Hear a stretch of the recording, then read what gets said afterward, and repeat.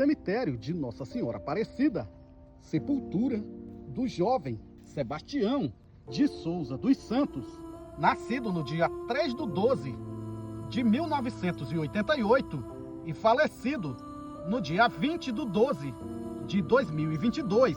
Jazigo em cerâmica, muito bem cuidado, uma grama especial e algumas flores. Está escrito aqui na sua lápide: ninguém morre enquanto permanece vivo, na memória e no coração de quem o ama. Saudades eternas de seus familiares. Uma fotografia muito bonita e um jovem muito simpático. Eu sou o Kid Manuel, relatando histórias e homenageando memórias. Se você tem um amor que já virou saudade, deixe nos comentários e compartilhe o vídeo.